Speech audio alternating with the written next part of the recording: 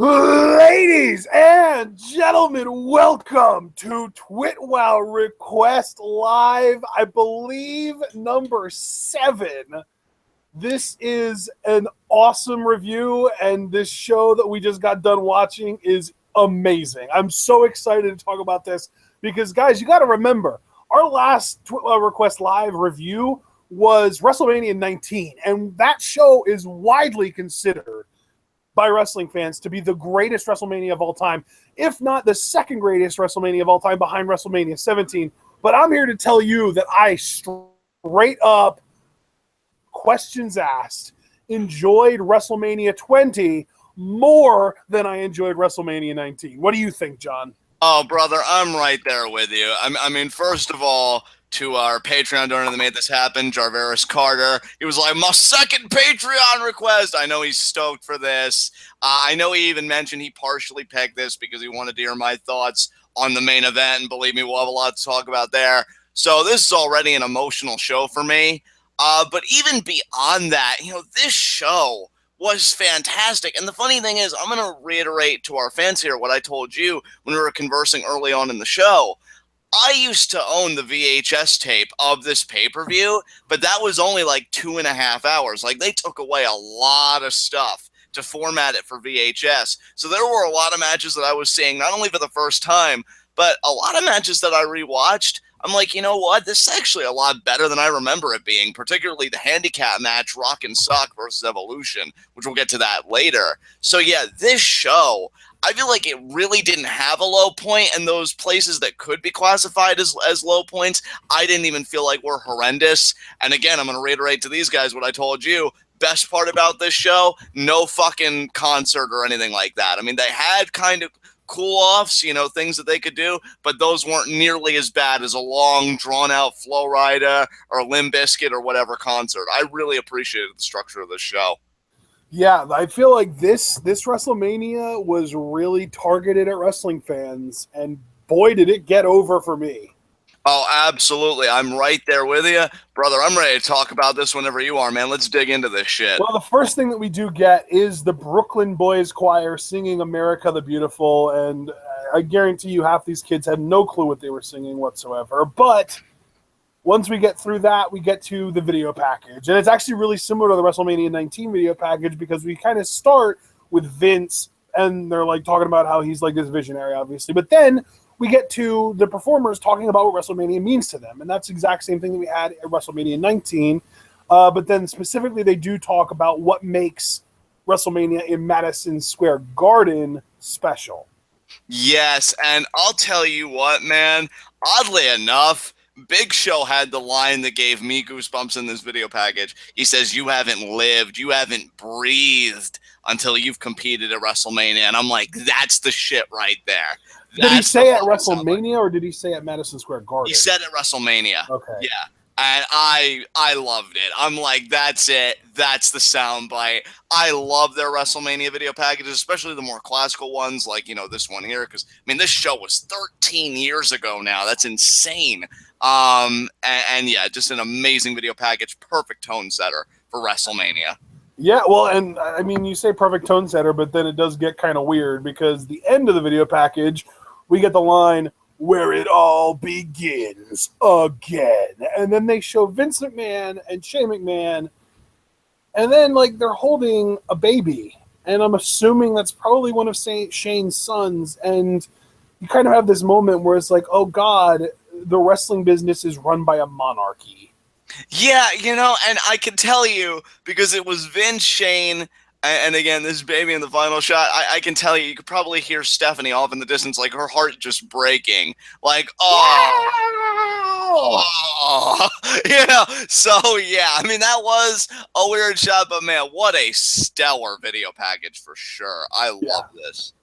And then we get right into the show, and our first entrant is John Cena, and he cuts a promo, and it's rap, and it's 2004 Cena before he did the Marine and sold out, and it was great. And, he made a dick joke and everything. Like, this was John Cena at his best. Dude, I fucking love this Cena, man. Yeah. Like, oh my God. And you know what? Yeah, he became what he did, but I can at least say this. It was nice at least taking the ride before the mega push and really seeing like his evolution, because this was his first WrestleMania. This was like a big feud. And I feel like this all started because I know Big Show beat Guerrero for the U.S. Championship. And then I feel like Cena was gunning for a title, you know, because he wanted to make a name for himself and stuff. And I think he pinned Big Show at Survivor Series, potentially. I'm not sure. So, like, that's how they got their beef started. And then, yeah, they end up here. Cena does his rap, and he ends it with Madison Square, chant it loud, Big Show sucks. And this crowd was so pro Cena. In fact, I remarked to you, it's amazing now, you know, considering where we are all these years later, to hear a crowd just say, let's go Cena, wait for it, but oh, wait, Cena sucks never comes because he's over. It's amazing. Yeah, it's crazy to... Like, I've always known that Cena was super over as a babyface before he became the Marine character and people started hating him. But what I didn't realize was how over he was. Because, like, in, like, '04, I want to say... Yeah, it was '04. That was my freshman year of high school. Like, I was a hardcore John Cena fan. And this was earlier on in 2004, but we're talking, like, late '04 into early '05. I was such a massive Cena fan. It was unbelievable. And like to the point that like I got shoes with like spinners in the heels and I wore chains to school. Like I thought that Cena was the coolest and I was the coolest because I tried to dress like him. He was amazing to me. And this was when I was 14 years old. So like this was John Cena at his best, at his most popular, Dr. Thugonomics, you know, everything. And he comes out, he cuts this promo on Big Show, and then you get the old Big Show music. It's not what it is now. It was like more like jazzy almost. Like it wasn't well. Actually, that's what it was. It was well. Whereas now it's just well. It's a beat. You know what I mean? Like it's different. Yeah, it's cool though. But then Big Show in this was gigantic. Like he's in such much like so good a shape now.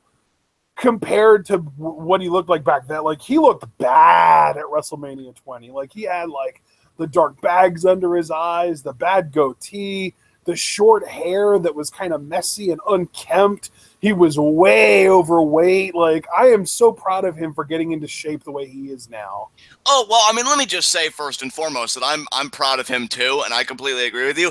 That said, though, Big Show really did put on a well-worked match here, working the big man role, because he just dominated. He even super kicked Cena at one point. He stepped on him and did that whole thing. Like this Big Show, if we go from this WrestleMania to WrestleMania 21, I mean that just completes the fall. But I mean this Big Show had some great moments, you know, throughout the calendar year, and yeah, this title defense was one of them because god damn, I mean he put in the work. I feel like I remember him getting like a big sidewalk slam at one point. Again, that super kick was impressive.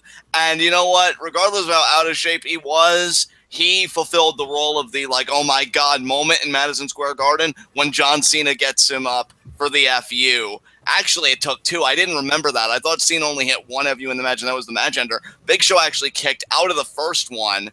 Then Cena goes for his steel chain, and the crowd's into it. Like, they are so pro Cena. They're like, yeah, crack it against his skull. And even when the ref's like, oh, come on, John, because this is before the ref has to say, oh, John, this isn't you. What are you doing? You know, like the whole Bray Wyatt match. Cena's just like, you can't see me. And he tosses the chain off, and then he just gives a quick look to the audience like, hey, we got this shit, fam. Gets the brass knucks, hits Big Show in the skull, gets a second FU, and gets the U.S. Championship. And again, say what you will about Cena now, this is a genuinely great moment. Like, the joy on his face winning that title in this arena, he was like, oh my God, it's finally happened for me.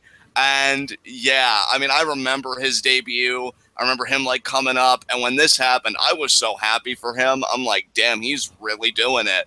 And yeah, this is a great opening match. What'd you think about this? Yeah, man, this is a really enjoyable match. I thought that Cena really sold really well for the Big Show. Just from a psychology standpoint, this was a fun match. Like, Show, at one point locked Cena in a Cobra clutch. And like, here's how you know that mid-2000s wrestling fans and wrestling crowds were super spoiled. The Big Show has this Cobra clutch locked in for like no more than 10 seconds, and the crowd starts chanting, "Boring." Dude, where was this crowd in 2009 when Randy Orton was at his peak? I know, right? And to think later, it was so funny seeing Big Show utilize the Cobra Clutch because I'm only used to seeing him do that when he does the backbreaker over the knee and then he just tosses people like a rag doll. But that was the Big Show after this one, so that was a later iteration. And yeah, when he pulled out a Cobra Clutch, I'm like, damn, Big Show's even bringing like the more technical wrestling into this thing. Like what? So yeah, I thought this was just funny to me though because that was the first rest spot of the entire match. Like, damn, WWE fans in 2004, y'all were spoiled if this was boring to you. Yeah, really, you're all freaking savage. Like, and then Cena gets Show up onto his shoulders and hits an FU, but Show kicks out at 1. Yeah, that surprised me because, again, my recollection of this match, well, I mean, was clearly hazy. I thought there was only one FU in this match, and that was the one that we got at the finish. Right. I didn't expect that one. The beautiful thing is, like, if you bought a VHS and it was edited, did it even show Cena cheating? Or was it just like, nope, he just hit the FU and 1? No, to its credit, it did show him cheating, which I appreciated. Because, I just had the biggest smile on my face. I'm like, yeah. Well, I mean, look at how shocked he was after that first FU and Cena kicking out at like 1.5. And then he's like, you know what? I'm done. And he goes and gets his chain and he wraps his fist up and the crowd's cheering and like, yeah, punch him with it. This is great. And then the ref comes over and is like, no, you can't do it. And Cena's like, stop. And then he does the you can't see me thing. And the ref's like, no, but still, I know I can't see you, but I got to stop you. You can't do this. Cena's just like, all right, fine. And he slides the chain across the other side of the ring.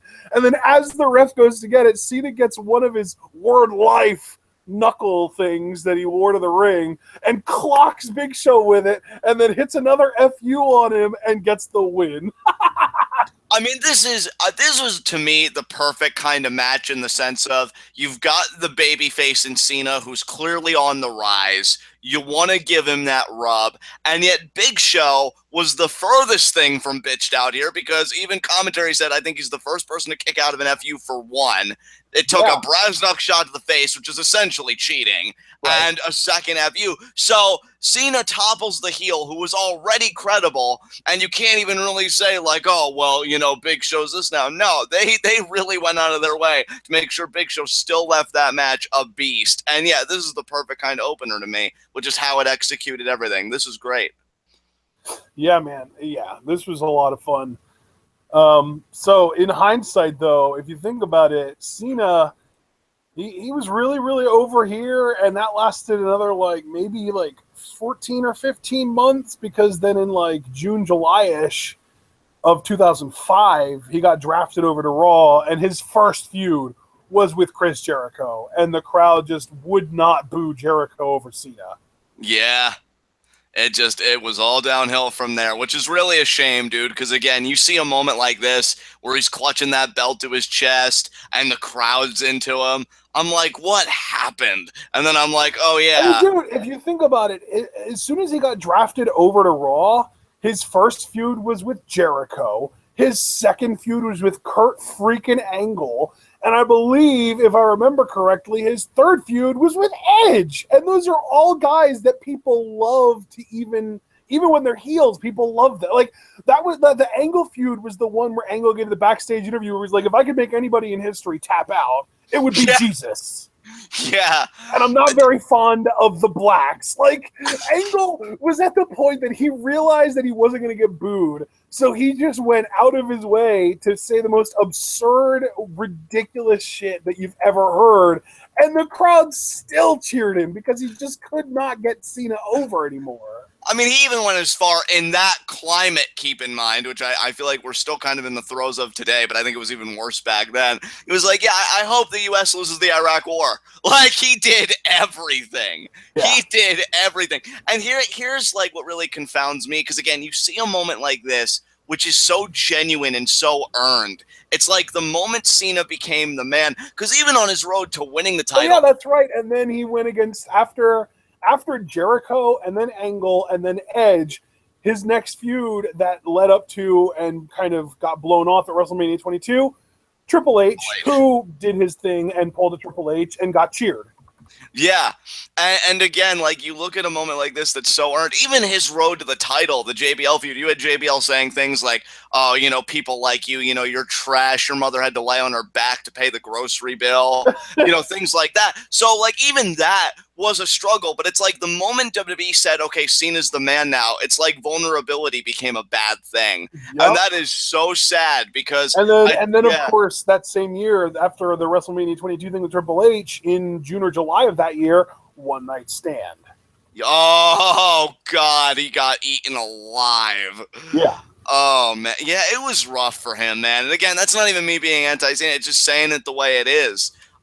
They had such a good thing going. And again, I feel like the moment he became the man, they said he can't be vulnerable anymore. Yep. And I think that was another part of the problem. It's not just the idea that you beat all these guys. It's that, there was never really any believability that it could go the other way. Well, yeah. And like, I was 15 years old, and I very distinctly remember basically turning in my John Cena fan card when he beat Edge in TLC in Toronto, I believe it was. Yeah, I think that was the turning point for a lot of people, and that's the thing. Like, I think I even had an idea that he was going to win, but I remember at the time when that, like, oh, that's really exciting, because then you leave the Raw brand to Edge as the heel champion, and then Cena can go back to his roots on SmackDown. But no, Cena won, and I'm just like, oh man, that's not good. Yeah. That's not good. I think that was actually, I want to say that was actually in 2006, not 2005. So I would have been 16. But yeah, that match, like, I remember distinctly, like, I think that was right when I was discovering like internet wrestling message boards, and like everyone was talking about, oh, Cena sucks, all this stuff. And I was the one going up to bat being like, no, guys, Cena's great, but he's totally going to lose to Edge because it's Edge's match. It's TLC, and it's in Edge's hometown. And then Cena won, and I just had that like feeling where it was like, you know what? I loved you, Cena, for the longest time, but I can no longer say that I am a fan of yours. I think I just had too much respect for Edge, and like this idea that Cena could overcome Edge when Edge had literally every advantage you could possibly think of. That was really the turning point for me personally. Like, I know that there were a lot of turning points for people, and really the first turning point that you could have listed was the Jericho feud in the middle of 2005. So I was like a little over a year late to the hate on Cena party, but when I got there, I was there. It's so crazy, dude, because, like, to get away from Cena for just a moment, it's like WWE had the exact same blueprint. Because remember, at WrestleMania 21, both Cena and Batista became the men of their respective brands. And it's just, well, only for a short time until the draft where they kind of switched places. But it's like both of them became so OP. Cena at least finished out his title run. Batista had to surrender the championship. But it's like, my God, don't they realize that vulnerability, no matter who you are, if you're going to be the guy, that's what keeps us coming back. Right. But it's just, as soon as he beat Edge, you're right. I think a lot of people were just like, I'm so done with this. And that's so sad, because he is a quality performer, and he was certainly a quality performer here where it all began. I mean, that rap was great. Him just kind of shrugging and being like, oh, I'm going to cheat. That was so, again, it was human. It was a human response. Well, and really, I mean, it was ultimately, like, if it was a movie, that would be like a learning experience. Like, that would be the moment where, like, he turns to that, and then over the course of the movie, he learns to cope with his problems and deal with his problems and not just take the easy way out.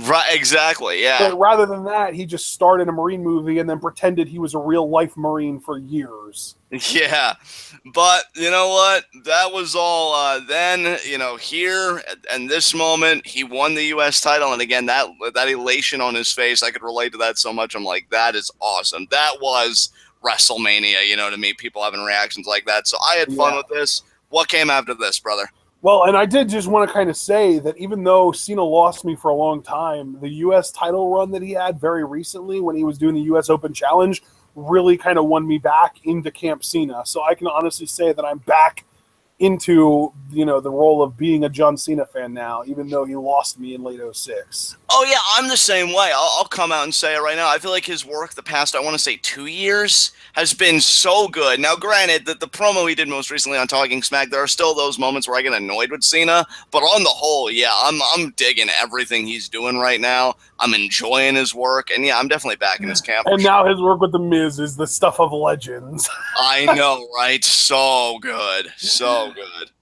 So then we had a backstage segment. Jonathan Coachman is backstage, and he meets up with Eric Bischoff. And Bischoff says, "Listen, Coach, I need you to find the Undertaker." And Coach is just like, I'm not really comfortable with the idea of trying to find the dead. And Bischoff's just like, no. I don't care what you want. I need you to find the Undertaker, and I'm your boss, so just do it. And he does. And the only other note that I have on this is that for some random reason, Johnny Nitro was talking to Eric Bischoff in his office, even though he wasn't on this show. Yeah, he was like the assistant at the time. That was that whole angle. And I never really was he called Johnny Nitro back then? I believe I don't know if it was Johnny Nitro or what, but yeah, like he was just the assistant to Bischoff. I was confused what exactly Bischoff wanted Coach to do. Like get Taker to come to Raw, or like what did you want? Like this was really confusing to me. But yeah, he just he was Johnny Blaze back then. Okay. He was Johnny Blaze, and then they changed his name to Johnny Spade, and then eventually it did get changed to Johnny Nitro. Yeah, so it's Blaze, Nitro, Morrison, Mundo, huh? That's pretty crazy. Don't forget Spade. Johnny, it's Blaze, Spade, Nitro, Morrison, Mundo. Oh my God, he's a legend. But yeah, this is entertaining. So, I mean, I was a bit perplexed, but it was what it was. What came after this? After this, we had our second match. Oh wait, no, we didn't. We had an Evolution promo. That's right. It was like this thing where they were like, it was like a throwback to when Randy Orton punted Foley down the Madison Square Garden steps the previous year. Dude, I love this promo, man. Batista, Orton, and Flair, all in their fine suits, sharp-dressed men looking classy as fuck. I'm like, say what you will about Evolution, I certainly have, but I mean, moments like this are why I love this faction. And Randy Orton just leading the charge on the promo, I thought that was so good, too, because they always said, like, oh, Orton was supposed to be the future of Evolution, and what a future it could have been. Man, Triple H, so what'd you think of this promo here? I just love that even in 2004, the Evolution guys were calling The Rock and Mick Foley has-beens. Yes, that was a great line to me. And then here we are in 2016, and both of these guys still show up for cheap pops and are relevant in some way. Yeah, and all these years, I mean, Orton is still competing like for top prize because he'll be facing Bray Wyatt for the WWE Championship. Well, no, I'm not talking about the Evolution guys. I'm talking about the freaking Rock and Mick Foley, the guys that they called washed up 13 years ago. Yeah, 13 years ago and today, like Foley's still getting like his broken ass. I am grateful for Stephanie. Nobody cares, Mick. And Rock's doing. I mean, he did Moana most recently. I don't know what's next down the pipe for him, but whatever. So great promo from Orton, though. I thoroughly enjoyed this. Yeah. But then we do get to our second match of the night, and it is a fatal four-way sudden death tag team match. La Resistance versus Mark Jindrak and Garrison Cade versus the Dudley Boyz versus Booker T and RVD. And before we even get into this match, my mind was blown here because I didn't think Garrison Cade was even in the WWE until Cade and Murdoch happened. See, and where my mind was kind of like surprised, taken aback, I knew Cade and Jindrak were a tag team. I never thought they made it to a WrestleMania, though. So I was surprised to see that they made the cut on the card. And it's also worth pointing out that your boy, Rene Dupree. Yeah. That dude on this show was 20 years old. Yeah, that was the thing with Rene Dupree. Everybody would go on about like how ridiculously young he was, getting into the business. Like this was in April of 2004, and he had just turned 20 in December of 2003. Right. Yeah, that is crazy to me. But what did you think about this fatal four-way like sudden death tag team title matchup on the Raw side? I thought this was the better of the two four-way tag team title matches, but I thought that those two matches were two of the weakest matches on the card. Like this was better than the other four-way tag team match that had like Rikishi and Scotty 2 Hotty and those guys in it, but it still wasn't that great to me. This was one of the weakest matches on the card. I mean, don't get me wrong. I still enjoyed Booker T and RVD's shenanigans, but really, this wasn't great to me. Yeah, I mean, I could see where you're coming from. To me, I feel like when you have a hodgepodge kind of match like this, or like the WWE tag title match, or the Cruiserweight Open, which out of the three, I enjoyed the Cruiserweight Open the most, and we'll get to that later. You know, you're not really going to get a great match, so to speak, but I think you are going to get an encounter that has good energy, a fast pace, and I feel like, you know, all three of the matches I just listed did have that. Booker T and RVD do ultimately get the win, though, with a scissor kick frog splash combination, which was really cool. I forgot that these guys were ever tag team champions together, because I remember RVD and Kane. I just forgot that RVD and Booker T ever teamed up at all. So, yeah, it was interesting seeing them hold the tag team titles, and they kept them here, so well done to the champions. Yeah, man. Yeah, Jesus. Yeah, this match really didn't do much for me, but then, after the match was over, because as you did say, Booker and RVD pinned Rene Dupree for the win, we had Coach backstage again, Jonathan Coachman, and he comes across Mean Gene Okerlund and then Bobby Heenan, because they were like outside of like an area that was, I don't even know if you want to call it like a garage or what, but then who comes out? Oh boy, it's Moolah and Mae Young. Yeah. Oh my God.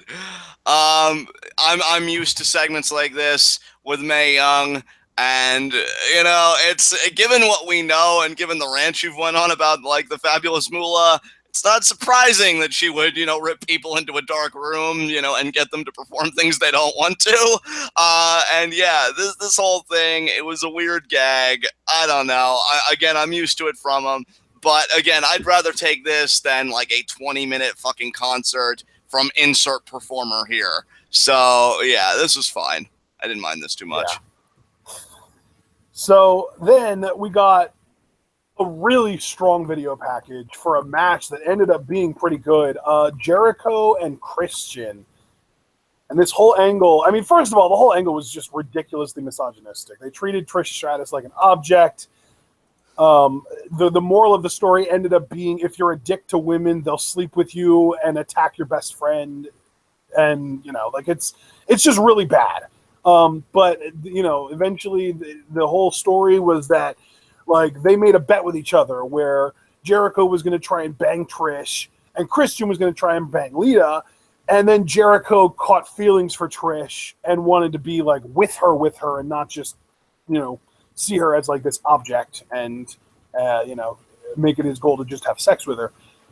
So then he's, like, trying to, like, woo Trish, like, legit, like, try and get with her, not even just sexually, but as, like, a boyfriend. And she is all about him being a friend. She friend zones the shit out of Jericho here. And then we actually ended up getting a match, apparently, between Trish Stratus and Christian, where Christian was like, you pin me and we'll be fine. You know, I don't want to have to, you know, actually fight you. So she goes for the pin. He kicks out, really, like, vigorously kicks out at 2. And then he just wallops her, beats her, and then, of course, Jericho came out and beat him up eventually. But the whole story is Christian betrayed Jericho by attacking Trish. And Christian's side of the story was Trish was changing Jericho as a person. I gotta be honest with you, bro. Like, because let's see, this is 2004, so you figure 13 years ago. I was 12 when this all happened. I freaking love this storyline. Like, looking back now, I can see the same flaws that you do. Although I do give credit to WWE for kind of justifying it on Trish's side, because she's just like, I never forgot that Jericho made that bet. Although that doesn't explain, like, did Christian just kind of prove a point? He's like, oh, see, Trish, he wasn't there for you when I beat the crap out of you, but I'm here for you. I don't really know how all that worked. But yeah, I remember being so into this storyline because, you know, I had a major crush on Trish. I'm just sitting there, I'm thinking to myself, see, Trish, this is why you need to be with me, because then none of this shit would have happened. But yeah, I enjoyed this story. And then when you talk about the match, you know what? Before I give my thoughts, because I feel like I've taken the driver's seat a lot, what did you think about the match that these two put on? Oh my God, yeah. I mean, to me, Christian is in the conversation for the smoothest in-ring worker of the last decade or two. He is phenomenal. I love Christian in the ring. Jericho obviously is on another level in his own right as well. He's excellent too. And both of these guys were absolute bump machines too. They both took big spills from inside the ring to the outside of the ring over the ropes. Christian locked in a cloverleaf at one point, and then Jericho, you know, kind of reversed it and ended up getting Christian in the walls of Jericho, and Christian gets to the ropes, and then he's dragging himself out of the ring, and Jericho's just like, you're not getting away from me, and he follows him out of the ring, locks him in the walls of Jericho on the floor until he has to get back in for the sake of the count out. And then Trish comes out, and we're just thinking oh, well, she's clearly out there trying to cheer Christian on, right? And then Christian hits this big impaler DDT on Jericho, gets the near fall, tries again, another 2 count. And then Trish gets up on the apron to yell at Christian, and he grabs her, throws her in the ring, and then throws her at the turnbuckle. And then as Jericho is going over to check on her, I believe she did an elbow, a back elbow kind of thing, and knocked Jericho off. And then Christian got the roll-up win, and everyone's like, oh, man, Trish, you just cost your good friend Chris Jericho there the match. And then the post-match happened. Yeah, Trish slaps the taste out of Jericho's mouth. He gets the unprettier. And then Christian and Trish kiss at the top of the stage, and that just cements their alliance. So you thoroughly enjoyed this match, then, I take it. Me... And I even told you this because I've seen this match. I think it's my 3rd time seeing it. I will always say, I don't care who disputes me on this, I think this is one of the most underrated, undercard Mania matches ever. I don't think this match gets talked about enough because these guys went in there and they put on a clinic. I mean, you had Christian, which JR mistakenly called the unprettier, do an inverted, spinning tornado DDT from the top rope. That impaler DDT he did was great. I mean, Jericho's offense, he's always so crisp and so fluid. I love the walls of Jericho spot from a narrative perspective. When he missed the cross body and commentary was playing up, oh, did he blow out his knee? Christian with the psychology immediately goes for a clover leaf. I thought that was clever. And, I got to say this too, and I don't want this to be a mini rant, but I got to bring this up. Christian's work was so great here. 2004, 2005 Christian, when he was with Trish, and then he brought Tomko in the fold, and then when Trish kind of went to the wayside, but he was still with Tomko, that's the Christian to me that should have been seriously pushed. That's the Christian to me that should have been the main event. I was watching this match again, and I was thinking to myself, man, how great would it have been if we were in an era where it wasn't all about Triple H and this Christian with Trish on one side and Tomko on the other and Benoit feuded for the world title. I could have gotten into that shit. I feel like Christian was so good here and they really missed an opportunity. Yeah, I love this match, man. In fact, I'll go ahead and say it. I thought this was one of the best matches on this Mania card. I thought these guys did a stupendous job. And then, of course, the post-match was entertaining, especially King being all into it. And I'll tell you, Christian, the original creeper, the CLB, but man, did he know how to get the job done. Just great stuff. I can't heap enough praise on this match. When did that CLB nickname show up? I feel like that was late 2003 maybe, but I'm not entirely sure.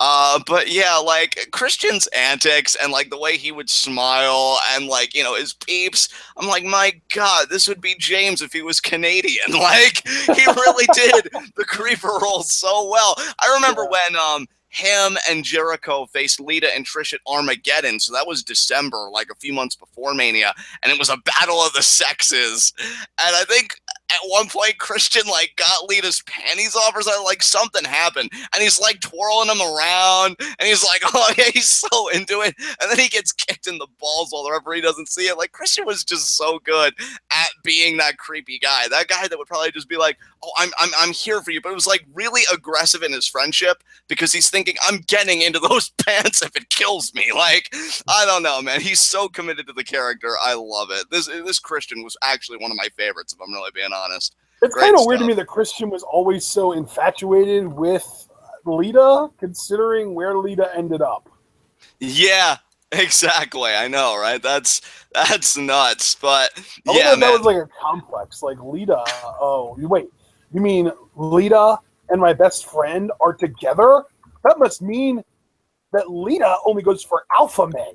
I'm gonna get Lita, and then that'll prove that I'm an alpha male. Christian, you're thinking like a real CLB right now. No. All my peeps dig it. Oh my god, this Christian, man. And then because that's how I roll. It's still one of my favorite moments with this Christian, which admittedly is completely disconnected from all of this. He was Intercontinental Champion. I think he was feuding with Booker T. And then he gets the microphone. Who ordered the cheese pizza with extra peep Rooney? Hit my music. Oh this whitest Wonder Bread motherfucker may have been one of the best things to happen to my adolescent life. Just so good. Just so good. Stone Cold gave Christian the creepy little bastard nickname on an episode of Raw after he was named co-GM. Thank you to Salvador Salcido in chat. Oh, nice. Present Sal's here. That's awesome. But yeah, dude, I love this match. This is so good. Yeah. And then, of course, post-match, I mean, Trish just cost Chris Jericho the match, and obviously she's devastated. So she goes over to try and console him, but then like Christian kind of starts walking towards the ring, and she holds Jericho back from going to fight him.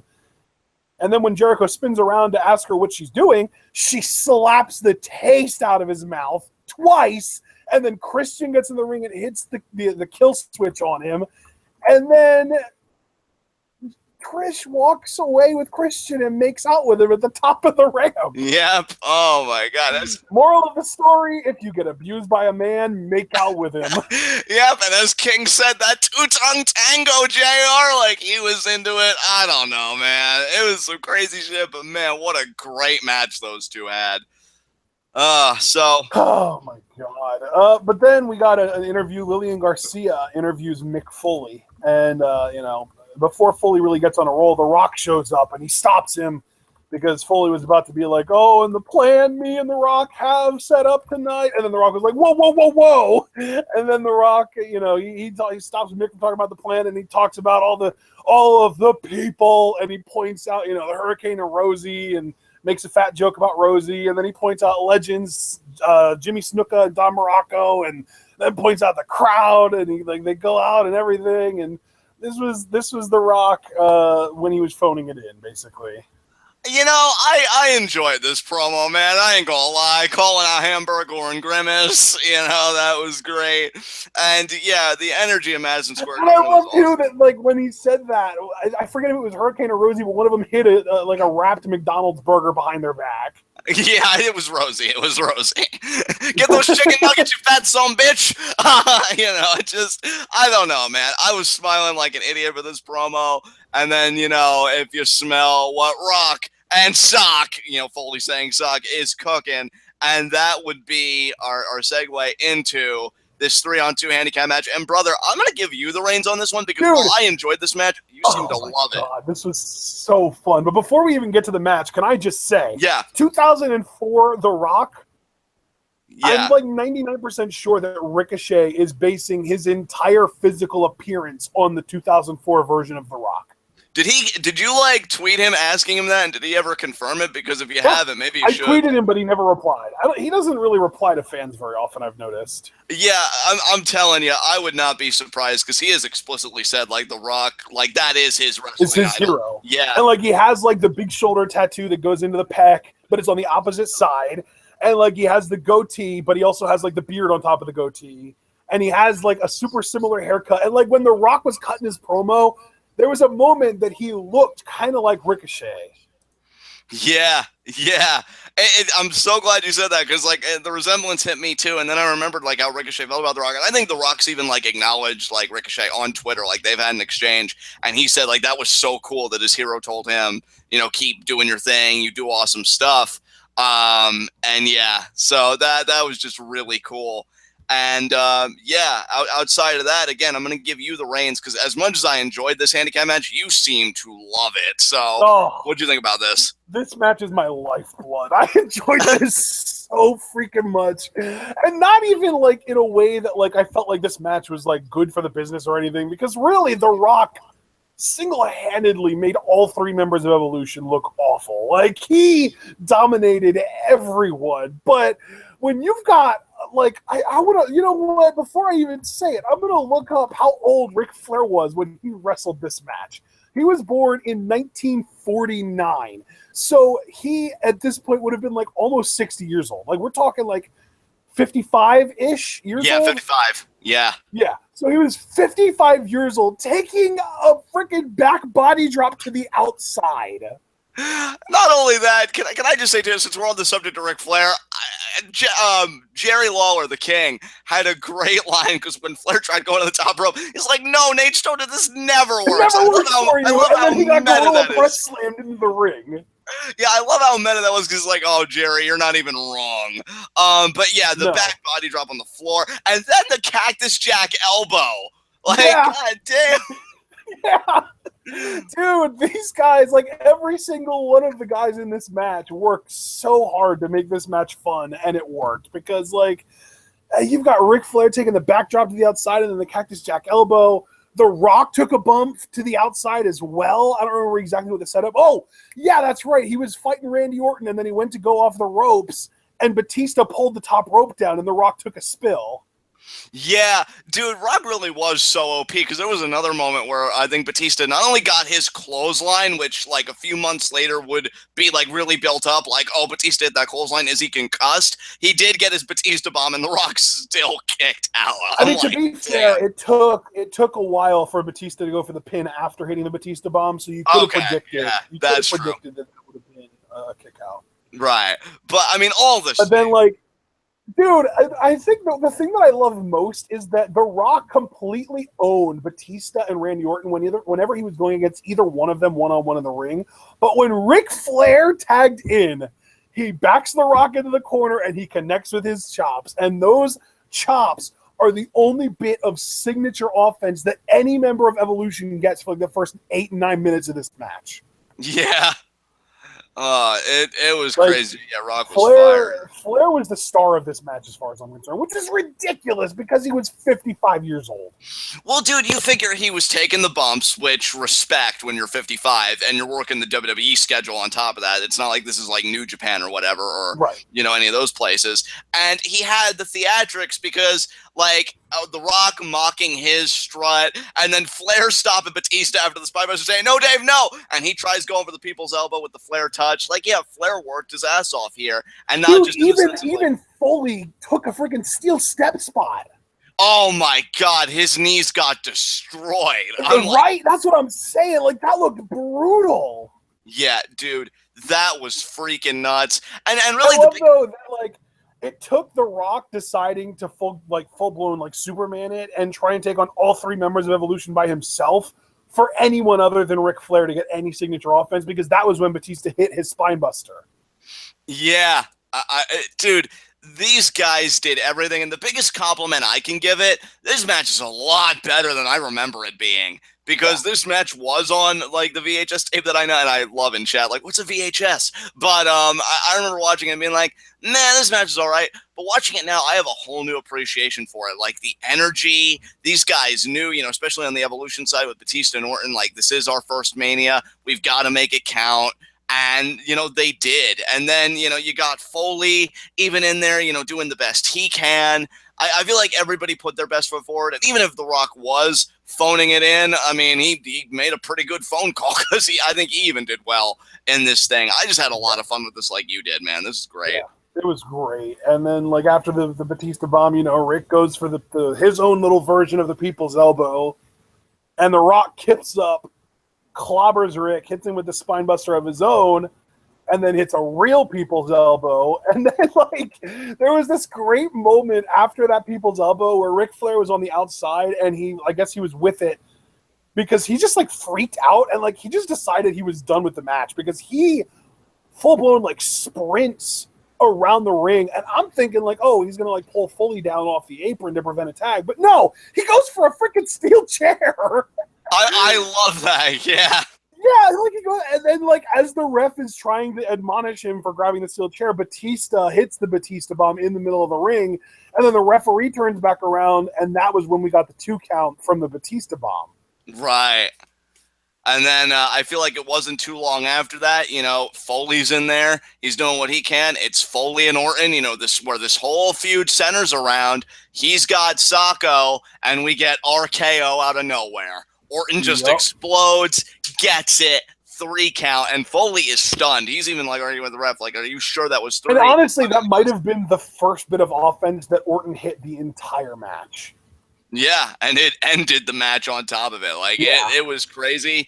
I mean, I got to give credit to him because, I used to own one of his books. I think it was Hardcore Diaries. So not his early autobiographies, but one of his later ones. And when he talks about this feud, like he said, my goal was to, make Randy Orton a star. And this is where it all really began. I mean, of course, they did stuff prior to this, but Orton getting the big pinfall win at Mania at Foley's expense. And then a month after that at Backlash, they have their amazing hardcore match. So, and then, well, and then 3 months later at SummerSlam, Orton beat Benoit for the title.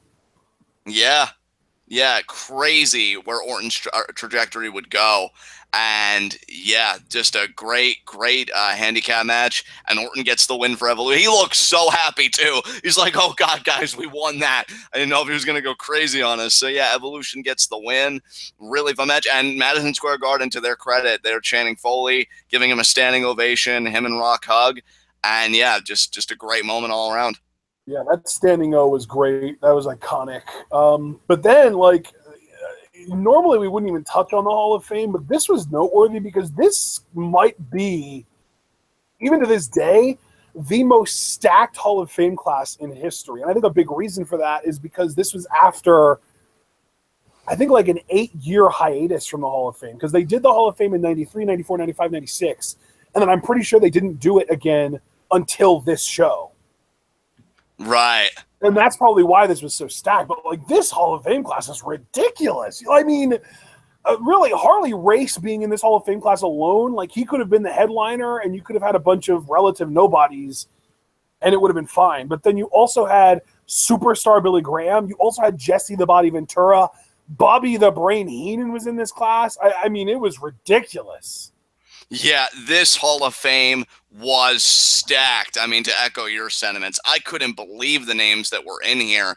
I mean, again, the 3 big ones that just come to my mind, Harley Race, superstar Billy Graham, and Jesse Ventura. I mean, you had relatives of, Bing John Studd, I think it was his son, and Junkyard Dog, his daughter, accepting the stuff on their behalf. Like, yeah, this was a who's who, this Hall of Fame class. This was really cool. I enjoyed this. Again, stuff like this I can take because it's all wrestling based. I'm just so glad we didn't get a freaking concert on this show. And yeah, I actually have the Hall of Fame class written down. So let me just go over the names. Bobby the Brain Heenan, arguably the best heel color commentator of all time. I know a lot of people think he is number 1, and I'm not really in the mood to argue it right now. And quite frankly, I don't even know if I would argue it. Tito Santana, I believe. Was Tito Santana a world champion, or was he just an Intercontinental champion? He was just an Intercontinental and Tag Team champion, I believe. Okay. Big John Studd was a big deal in the 70s and 80s. Harley Race is the man. Yeah, didn't they say like 8-time NWA heavyweight champion? Like, yeah, that sounds probably spot on. Pete Rose, probably the best Celebrity Wing inductee, just because of how relevant he is to the product. Right, yeah. And really, if Pete Rose isn't the most wrestling relevant Celebrity Wing inductee, I feel like Mr. T almost has to be. Yeah, dude, and when Madison Square Garden initially booed Pete Rose, I laughed. I'm like, damn, savage Madison Square Garden.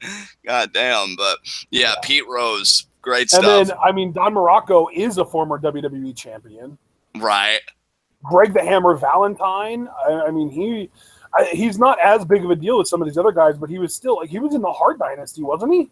I feel like he wasn't. Wasn't he a former Intercontinental champion? I remember Greg the Hammer Valentine. I'm pretty sure, yeah. And then freaking Junkyard Dog. Yeah, Junkyard Dog. And then freaking Superstar Billy Graham, he's a huge deal. And then Sergeant Slaughter, another former WWE champion. And Jesse the Body, man. This is a ridiculous Hall of Fame class.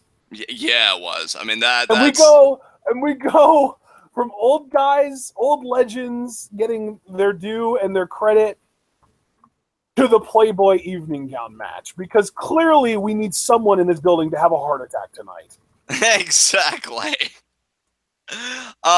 Man, you know, what can you say about this? This was still when WWE, you know, like, they had their women's wrestlers in a way, because we would get a match later between Victoria and Molly Holly, which we'll get to. But like, they also had the women that it's like, okay, you're not really great, but either you're going to be valets or just those people to pop the crowd when we do a bikini contest or whatever. And that's really what, like, I remember at one point in like 2009 maybe, when they weren't even like trying to cover up that they were just objectifying these women. Like, it wasn't like, oh, it's a bikini contest, or oh, it's a lingerie contest, or anything like that. They were just straight up, it was a best body contest. Yeah, exactly. And you know what though? Credit to Miss Jackie. I feel like she was the only one that, even though this is like the furthest thing from a quote-unquote wrestling match, she was still trying to get that heat. You know, she's like, no, I ain't gonna take anything off. And that got yeah, well, then that was the thing too, was they opened the match with Sable getting on the mic and being like, you know, I'm kind of uncomfortable. So Torrie and I have agreed to start this match with our gowns off. Yeah. So yeah, they pop of the night, brother. The pop of the night. I know, right? And see, I gotta credit Jackie though. She was smart. She's like, oh, well, I know what you people want. I know why you're popping. So I'm gonna get that heat. She tried to walk out of it. She gets like tossed in by Sable and, you know, stripped that way. So Jackie was the only really definitive heel in this match. And kudos to her, man, for being like, no, I'm gonna do something a little different. This doesn't have to be utter trash. And yeah, I mean, this wasn't bad. It's just, we know what this was, and I'm not going to make it out to be any bigger than what it was, nor any less. Because, you know, I think I find it ironic that you say it wasn't utter trash, because this was utterly trashy. Yeah. I mean, no doubt about that. I guess I was just impressed that they even tried to work a semblance of wrestling in here with Jackie being a heel, and then the pinning combination, which, I mean, come on, let's be real here. It was all about showing ass. Yeah. Oh, yeah, 100%. And, you know, Jackie ultimately gets pinned. So, see, even there's that little bit there. The only spoil sport, the only heel, eats the pin. Yep. So I'm like, you know what? Yeah, this was bad. But was it the worst thing I've ever seen? No, there's far worse. So, yeah. Yeah, like this is like the best version of pandering for the sake of pandering. Because, like, yeah, obviously they're pandering because they, like, strip and everything. But they actually did a match, even though it wasn't anything exceptional, and you could definitely label it a dud. It's not like it was the freaking, you know, the mud wrestling match that we had in the previous year where there was no match and it was just them like rolling around and then they all posed together at the end. Right, yeah, exactly. Yeah, this is so much better than what they did at the WrestleMania 19 show, which we also reviewed and you can find on the channel, you know, because at least there was a semblance of something here, and it didn't linger too long. You know, which I'm sure like every man in the audience would have liked, but I'm like, no, I'm starting to feel a little weird. I'd like to get back to the wrestling. So yeah, that's how I feel. These women in bikinis. I want to see my men in spandex. Exactly. And men in spandex we saw, but not until after a backstage segment where we got a big time pep talk between Eddie Guerrero and Chris Benoit. Oh, man, I love this. I just love seeing these two together, man. Well, like, I want you to talk about this because I'm sure I'm going to be doing my fair share of talking in the Benoit match, or the Guerrero match. Oh, yeah, and see, again, like, I'm not going to hold anything back. I know we have some very passionate opinions in chat, but Jarveris did want my opinion because it's a Benoit-centric show. I love this, man. I love these two together. This friendship touched me so deeply when I was a kid, and hell, Benoit was my fucking hero as a kid. So, you know, seeing Guerrero just fire Benoit, like, oh, you know, S.A., everybody thinks you're going to lose. Oh, everybody, I believe in me. I believe in me, and I'm going to walk out World Heavyweight Champion. And Guerrero's just kind of smiling like, oh, what are you laughing about? And then Guerrero explains, like, no, I just wanted to fire you up, man, because you know where we are. This is WrestleMania. Tonight, you walk out World Heavyweight Champion. And Benoit's like, yeah, that's right. And you walk out WWE Champion.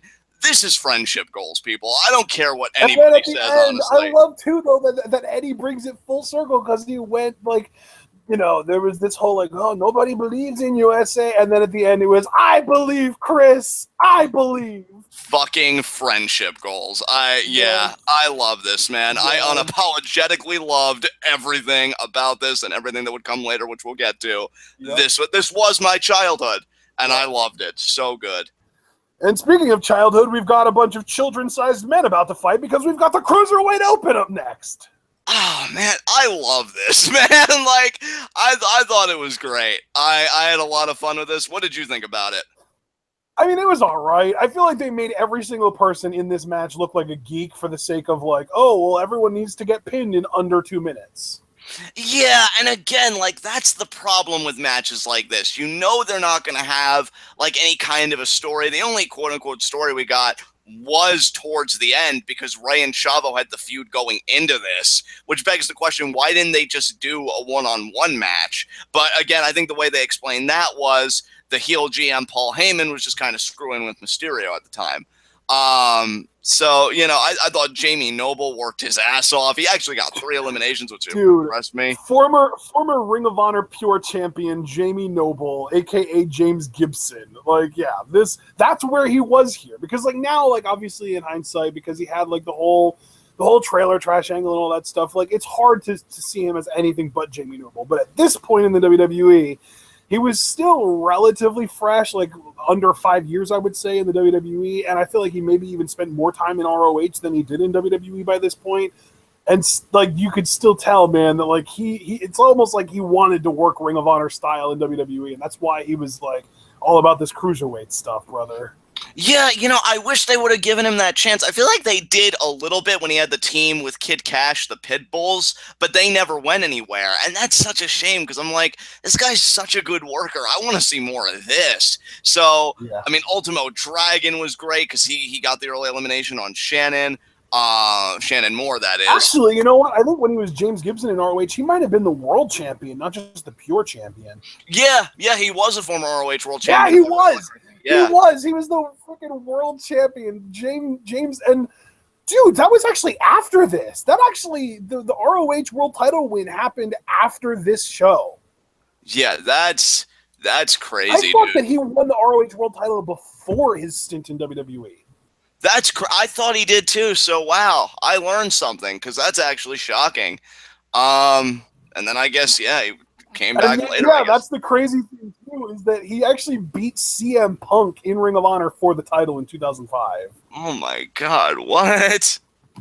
Well, I don't know if he pinned Punk or not because he won the match in a 4-way elimination match. So, I mean, if it was an elimination match, somebody had to beat Punk in that, and it was also involving Christopher Daniels and Samoa Joe. So, yeah, like that.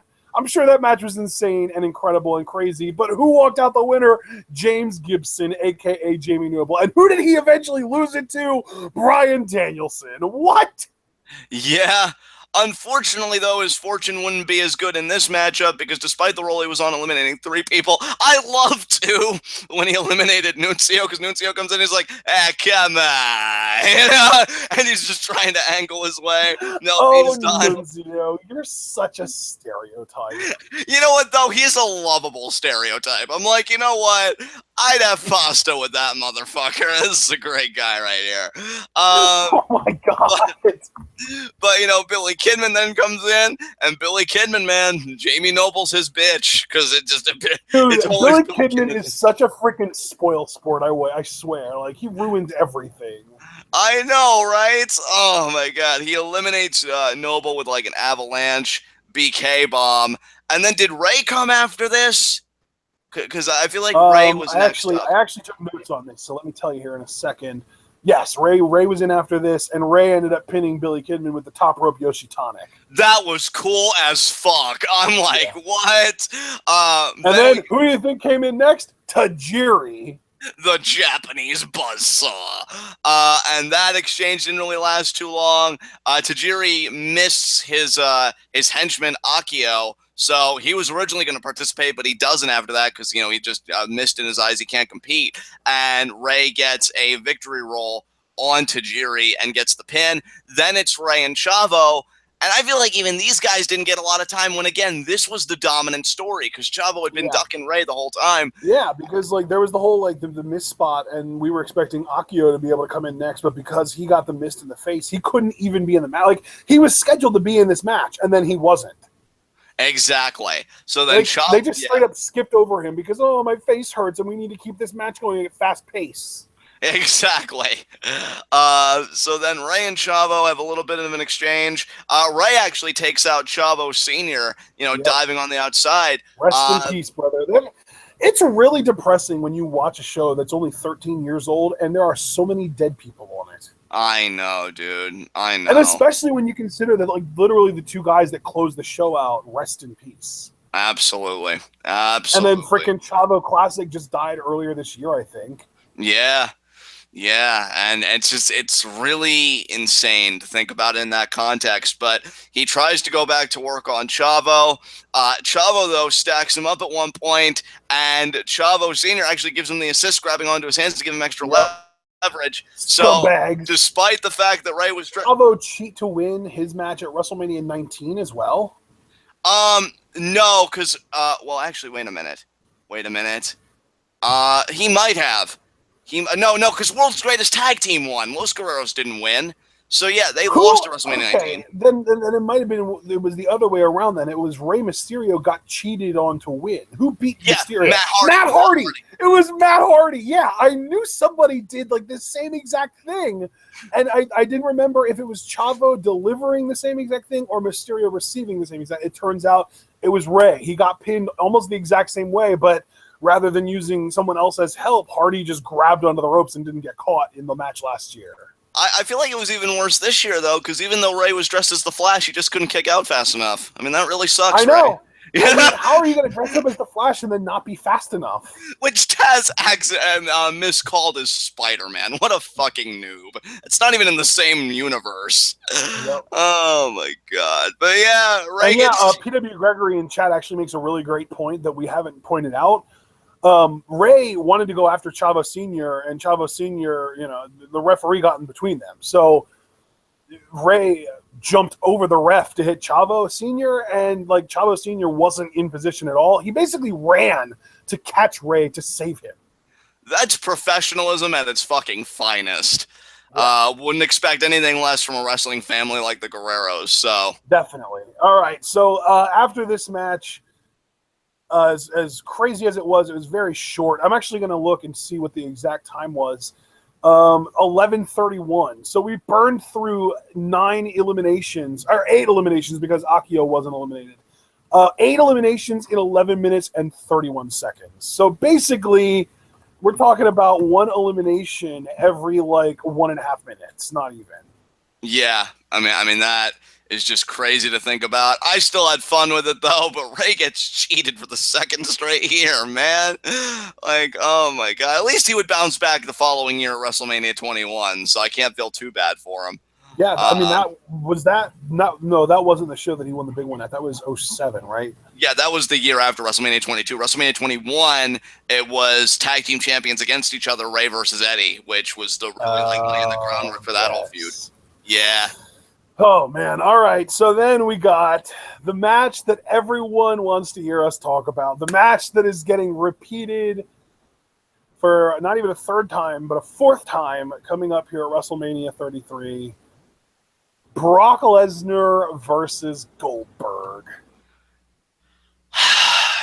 What did you... And by the way, before we get to this match, Jerry the King Lawler had an amazing quip because we were like, we got over to the Lawler and Jim Ross battle station, I guess you could say.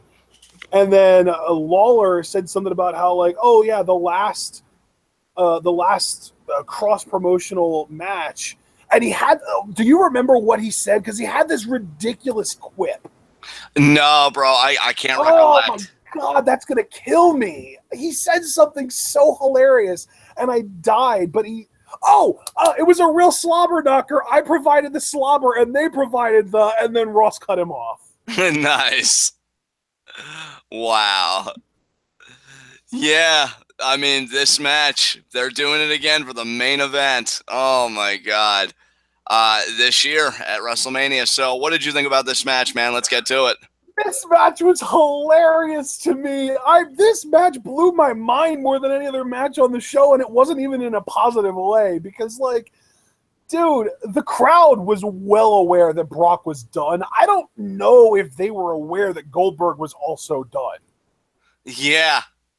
I mean, they might have been aware, but if they were aware, they didn't chew Goldberg out nearly as much as they did Brock. But still, even though I'm pretty sure they didn't know that Goldberg was done after this, he still was not over at all. Like, he could not get them to react to him. Like, there was a moment when Brock had him in this, like, modified, like, arm trap sleeper thing, and Goldberg hit him with a headlock takeover. And in any other match, when the babyface does that, especially to this monster heel like Brock Lesnar, the crowd would have exploded, and it was just dead silent. It was so eerie. Dude, I've never seen an audience come together to pull their pants down in unison and shit all over something like they did this match. And, dude, it's funny because, again, I can't help but geek out when we watch shows like from my childhood because I also think about what could have been. And when they did the video package and they showed that segment with Austin like confronting Lesnar on SmackDown to get his four-wheeler back, I'm like, man, I wish we could have gotten that match. I wish WWE wouldn't have been so stupid to be like, hey, Steve, you want to put Brock over in like 10 seconds? I really wish they could have given that match the dignity it deserved, and I wish Austin would have been able to have it. And it's just because that interaction was so good. But no, we get this, and the crowd shits all over it. I mean, Brock sucks, boring, silence, which is the worst. There were quite a few periods of just pure silence in this thing, too. I'm just like, man. And, you know, I mean, for these two guys, I guess the match from an in-ring standpoint wasn't too bad, but I mean, I think that kind of devolved into a finisher fest. I mean, that's kind of what you called Austin Rock out for when we reviewed WrestleMania 19. I got similar vibes from this. And I won't hold it against it. The reason I didn't get those vibes from this is because there weren't that many finishers exchanged. Look, I think there was a grand total of 2 spears, 1 F5, and 1 jackhammer in this entire match. Right. And this match was almost 14 minutes, dude. This was 14 minutes of pain for everyone involved. Yeah, exactly. And the funny thing is, like, this is what people are hoping we get, I mean, to a degree, at WrestleMania 33. Like, they don't want any 20-second bullshit. They want at least, like, a 10-minute match, which, I mean, that to me even sounds weird. Like, it's the main event of WrestleMania. It's probably only going to be, like, a 10-minute fucking match. Like, oh, my God. Honestly, dude, I'm going to go ahead and say if this match goes on last, it's going to have to be longer, but I don't think it goes on last, and I think it is another short match. I think it's another, like, 2-minute squash. I'm really looking forward to talking about the Mania 33 card with you, next week, because that's the beginning of TWitWoW. Actually, this is the beginning of TWitWoW Mania. This right here, brother, is the real beginning of TWitWoW Mania, brother, dude, Jack. Absolutely. And, dude, like, this crowd just could not give one iota of a fuck about these guys. They really couldn't. It was unbelievable. And, like, I'm living through the Roman Reigns era, but I've never seen an entire crowd turn against an entire match like I saw that. Like, this was legitimately reminiscent of the 2015 Royal Rumble, and that was the worst I've ever seen. This gives that a run for its money hard. Yeah. I mean, dude, this was so bad. And who was the hero in this thing? Fucking Goldberg. Austin. Well, I wasn't even going to say Goldberg. I mean, yeah, from like a real life perspective, Austin saved everything in a way, but, like, Goldberg was supposed to be the hero in this match, and the crowd just did not give him anything. That's why I'm saying, though, Austin was there, because even when, like, Goldberg gets the win, right, and Brock gets stunned, which everybody loved, when Goldberg tried to come back in to, like, have a moment with Austin, they booed him hard. They're like, what the fuck are you doing in here? And when Austin stunned him too, like, yeah, Austin got all the spoils here, which I'm not, like, that's not sour grapes. I'm just saying it how it is. Because I feel like they feel like, well, at least Austin gave us one last match with how screwed up his neck was. We know what his deal is, but all you guys are just, walking away from WWE. And I have to wonder, too, like, on the backstage end, if the only reason Goldberg went over was because Vince was so sour about Brock leaving. Because he had plans for Brock. Brock was the foundation for WWE in that era going forward. And I think knowing that Brock was leaving, he's like, well, you know what? Goldberg may be leaving, but I just want to give one last fuck you to Lesnar, because Vince, I think, was so, and you and I have talked about it. I mean, if you're Vince McMahon in 2004, the future of your company is Brock Lesnar and Randy Orton. Yeah, exactly. Like, even to this day, like, Brock is like 39. He would have been like 26 on this show. And Orton is like 36, 37. He would have been like 23, 24 on this show. Like, those guys, that's a foundation you can build your company around. And one of them ends up getting just completely jaded by everything in the business other than the in-ring aspect and leaving. And the other one, a few years down the line, ends up being the product of, or not the product, but like the proprietor of multiple substance abuse violations. Yeah, it was a rough time. If I've ever felt bad ever for Vince, it'd probably be this period, because when you're carefully crafting something and you're like, okay, these are all the plans I have for Brock, this is what we're going to do. But you even hear like Brock's own comments, which just make this fascinating. The big deal breaker for him, he hated the traveling, dude. He just wanted his own private jet, fly into shows, do his business. And he also didn't agree with some bookings. And I remember him sharing one anecdote, like he had just become the champion for the first time, and The Rock was going to go over in a live event. And Brock just didn't get that, because he said, well, I'm the champion. If somebody beats me, they should very clearly be the champion. So he had this idea, like, perception is everything, which I don't even disagree with Brock, but that's another matter. I mean, to be fair, though, that's more just kind of him being a mark at the time. I don't think he would have that same policy nowadays. Probably not. No, when he's making the money, he will. He'll fucking like dance a fucking jig for Vince if he asks him to, with the kind of money he's making. But you know, like it's crazy. And you know, he even talked about like the whole WWE Championship situation. I don't know if you know this. I found this the most interesting. But he said like he confided in Kurt Angle, and Kurt immediately ran to Vince and he told him what was up. And I think that's why Kurt got the WWE Championship match that he got, and like everything fell as it did. So Kurt even kind of politicked for himself from Brock's words. And I don't know if they're truthful or not, but yeah, just hearing Brock's side of everything was just fascinating, because yeah, they shit on him, and I feel like the only reason Goldberg went over from a backstage perspective was Vince, in my mind, just giving one last fuck you to Lesnar. This was crazy, dude. This is a freaking circus. Yeah, man. And then like you could tell too, because after this match, the following WrestleMania, like you could clearly see the imprints of Vince's, the Fortunate Four. We like referred to them to. Randy Orton was against the Undertaker, and obviously he wasn't going to break the streak, but I'm sure there was consideration. But still, Randy Orton was in a match with the Undertaker at WrestleMania. At the following WrestleMania, this is what the Fortunate Four guys did. Orton was in the match with the Taker. Edge won Money in the Bank. John Cena won the WWE Championship. Batista won the world title. WrestleMania 21 was Vince saying, all right, you know what? Brock Lesnar is never going to happen to me again. I'm never going to have one guy above everyone else. From here on out, it's going to be four. There are going to be four of you, and I'm going to trust all four of you to be the top guys, but no one of you is going to ascend anyone else. And granted, over time, obviously Cena ended up becoming the guy, but I don't think Vince ever intended for that to be the case. And you know what's so crazy about Edge, too? We actually got a vignette. I think we passed that point, though, but we do get a vignette for him returning on this show. And I feel like he missed 2 straight Manias. And I feel like normally when that happened, because I don't remember him on WrestleMania 19 either. So normally when that happens... No, wait. Wasn't there an Edge and Christian tag team match? Not at 19, no. Not that I remember. Yeah, you're right. Wow. Okay, yeah, man, that's crazy. No, I'm speaking of it positively, though, because you think a guy that misses 2 Manias, which, I mean, that's kind of been the big talk with Rollins this year, right? Yeah, Seth, yeah. That you're never really going to be the guy, but then WrestleMania 21 wins Money in the Bank. So, yeah, it's really just fascinating to me how all the chips fell. Oh, but you're injury prone, blah, blah, blah, blah, blah, blah. Exactly, yeah. Man, it confounds me. Like I said, this was a circus, and just the whole thing was a spectacle to behold. So, yeah, that's really my thoughts on this. We can move on. I've got nothing else to say. This was crazy. All right, so up next we had this weird Vince McMahon moment where, very uncharacteristic of Vince, he just literally just comes out to the top of the ramp and thanks the crowd, and that's it. He just walks away then.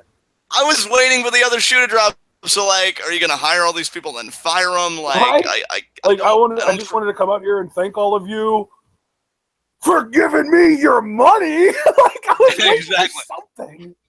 because of you, Vincent Kennedy McMahon is the richest man in the world. Just something like that. I'm like, he could make a Russ Hanneman joke before it even happened. Because of all of you, Vincent Kennedy McMahon has officially joined the 3 Comma Club, damn it.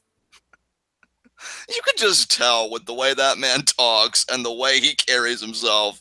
If cloning was possible, he'd fuck himself.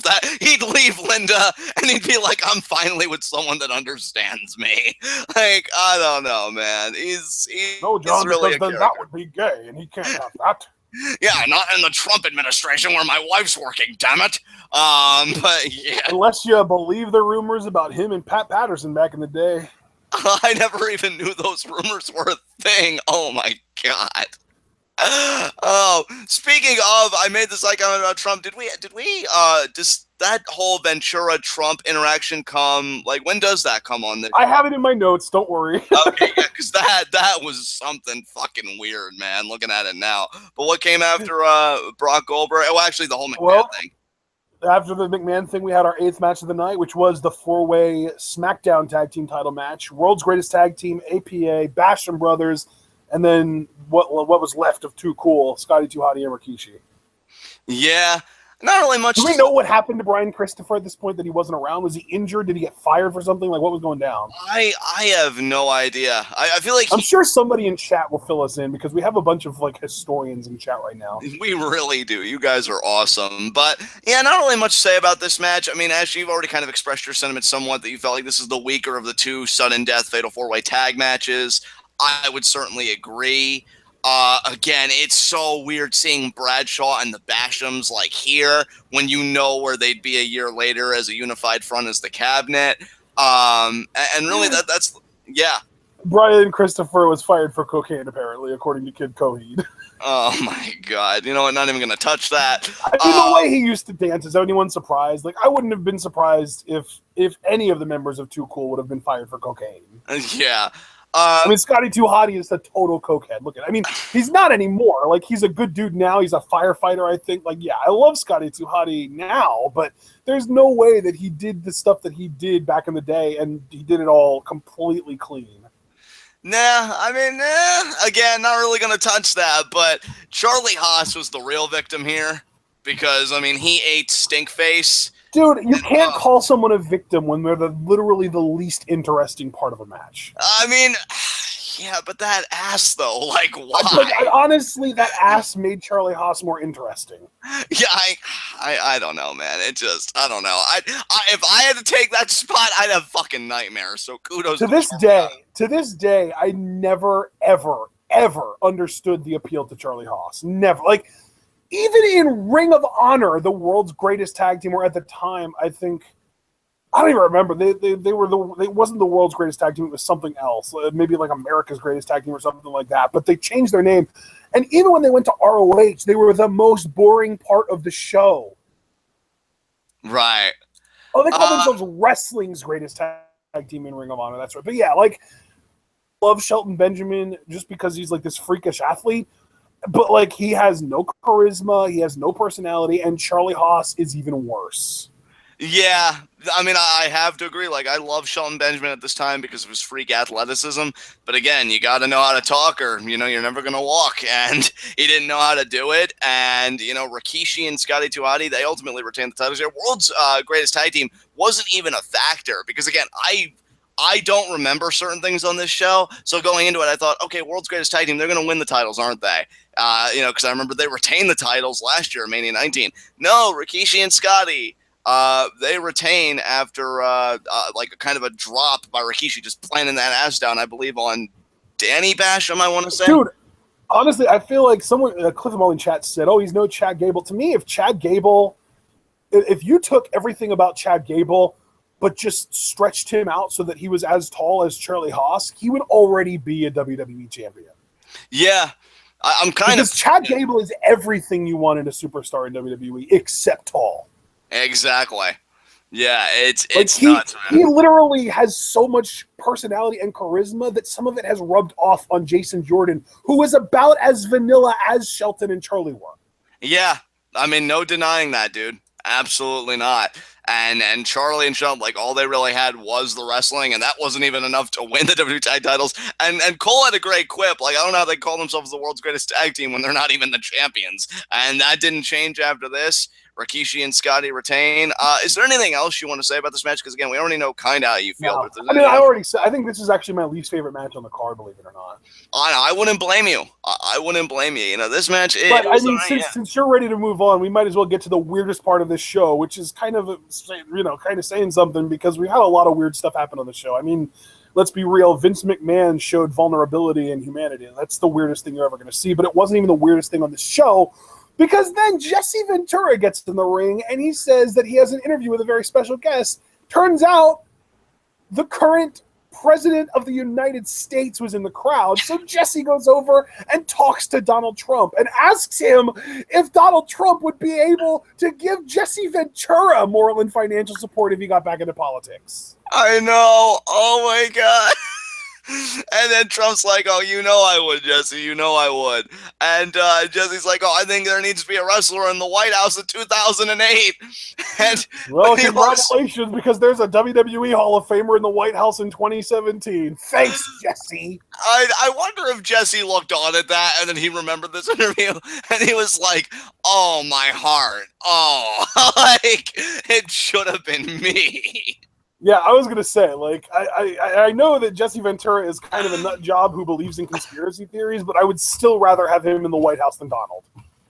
Yeah, oh my God, this whole interview, because they didn't even know what was coming. None of us did. That's right. This was back when Donald Trump was still a Democrat.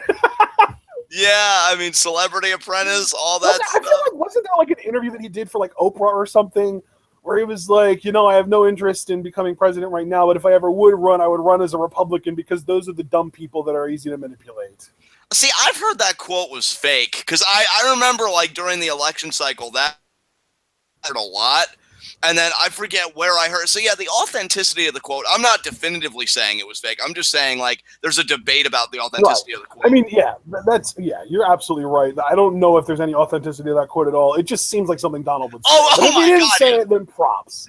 No, I mean, he probably says worse stuff behind closed doors, like, man, did you see that rally? These people are just eating out of the palm of my hands, idiots. And then what's crazy, as if, like, the awareness wasn't nuts enough, after this, wasn't it Molly Holly versus Victoria for the women's championship? Let me check. Let me check real quick. Yes, it was. And see, what's crazy about that is there was a hair stipulation, and actually, no, wait, I think it was it WrestleMania 20? No, it wasn't WrestleMania 21 I'm thinking of. It was WrestleMania, 23 that they did Battle of the Billionaires. So I'm a little off, but it's crazy, yeah, that Donald was at this show when he would be doing something similar with Vince a few years later. Yeah, just the whole thing with Trump, man, was crazy. But, yeah, as far as Molly versus Victoria, what did you think about this? Yeah, I was kind of disappointed by this too, because like this was the match that I was expecting them to do like some women's revolution shit in and actually put on a good match, and then like it ended up being I think under 7 minutes. Like this was a really quick, short match, and as we all know, the Divas back in the day had the roll up of doom, and that's exactly how Victoria won this match. Yeah, when Molly Holly, for whatever reason, tried going for the Widow's Peak. I got to agree with you. See, it's so funny because I didn't even realize that she was going for it. I thought she was just going for like almost like a gory special. Right. And I was disappointed too, dude. I totally get where you're coming from, because you got two quality workers like Molly and Victoria, and it seemed like they really rushed it because we had other stuff to get to on this show. And yeah, I mean, Victoria wins. Molly tries to get out of the deal. It seems like she's going to shave Victoria's head, but the clippers, I don't even really think were like plugged in or whatever. Then Victoria gets the upper hand. She straps Molly in the chair, and then the hair cutting actually goes on a little bit into the next match, or at least the entrance of Kurt Angle like into the next match. So yeah, I mean, solid match. Actually, I can't even really say solid match. Quick match, and Victoria wins, retains the championship. And yeah, it could have been a lot more, and I'm kind of disappointed it wasn't. Yeah, I mean, the funniest thing about this was that you had Victoria shaving her head, and then like Molly wakes up a little bit and she starts like freaking out. And then we go to the Angle Guerrero video package, which was great, But then when we come back from that package, that was when we saw Molly with a nearly completely shaved head. Yes. And then Angle did his entrance, and then we got under the way with the match. And bro, I'm giving you the floor. What did you think about Angle Guerrero, WrestleMania 20? Oh man, this match was so good. I love this. Dude, Kurt Angle. I mean, don't get me wrong. Eddie is my boy, and like I almost got emotional watching this match, just thinking that like this match was like I think like 14 or 15 months, maybe a little more than that, before Eddie passed. Right.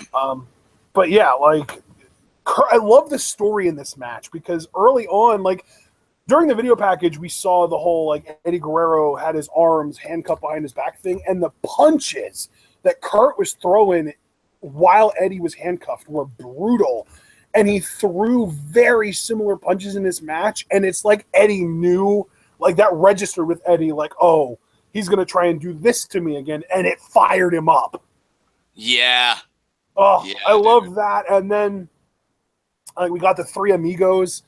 Because I know, or actually, we never did get the Three Amigos because the first time Eddie went for it, he got one and then the hip swing, and then Kurt cut him off with a German. And then the second time, I know he reversed it again, but I don't remember how. But I mean, Kurt went for so many ankle locks in this match, and by the end, that really worked into the finish. But like Eddie hit the awesome, like the tornado DDT that Naito does now, and then he hit a frog splash, and the kick out on the frog splash was awesome too because you could barely tell that Kurt even got his shoulder up. And then I think they showed the replay, but they didn't even finish the replay. Like maybe it almost made you think like Kurt didn't get his shoulder up in time and they wanted to cover up for it.